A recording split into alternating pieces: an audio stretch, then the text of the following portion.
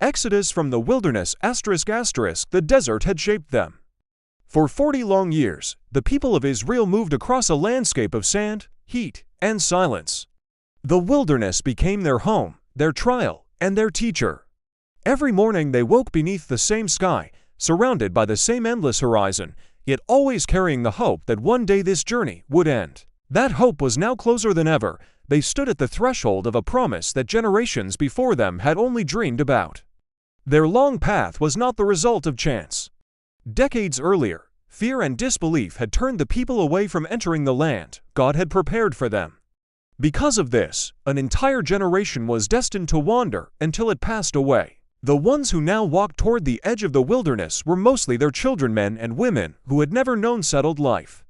They grew up under canvas tents, gathering manna at dawn, following the mysterious cloud by day and the pillar of fire by night.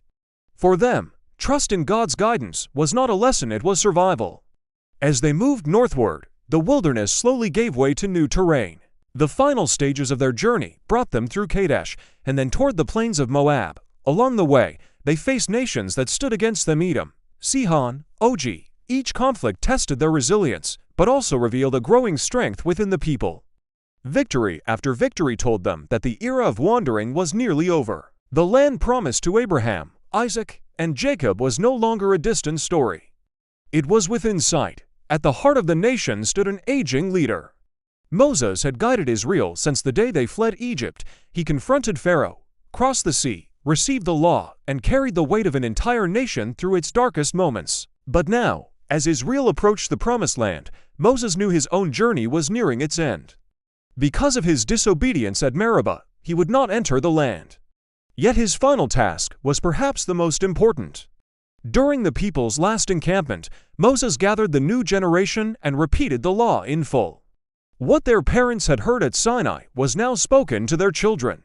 He reminded them of the covenant, warned them against the dangers of forgetting, and called them to remain faithful when the challenges of a settled life began. It was a moment of transition, the old leader preparing a new generation for a future he would not see. Leadership then passed to Joshua, a man shaped by years of service and unwavering trust. He had witnessed the miracles in Egypt, stood firm as a faithful spy, and remained close to Moses throughout the wanderings. Now the responsibility of guiding the nation rested on him. Before stepping aside, Moses blessed the people, ascended Mount Nebo, and looked across the Jordan Valley. From its heights, he saw the land promised to the fathers: green slopes, distant hills, the fertile plains where Israel would soon live. And there, on the mountain, his journey came to its quiet end. The people remained on the plains below, standing between the wilderness behind them and the land before them. Their 40-year journey had reached its final border. Soon they would cross the Jordan, leaving the desert that had shaped their character and tested their faith.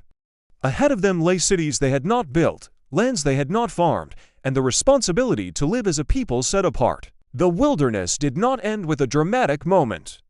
It ended with a quiet crossing, one foot placed in front of the other, a nation stepping toward its destiny. Behind them stretched a landscape of hardship and discipline. Ahead of them opened a future filled with promise and challenge. The exodus from the wilderness was more than the end of wandering. It was the beginning of a new chapter where Israel would no longer be a people of tents, but a nation called to live out the covenant they had carried through the desert.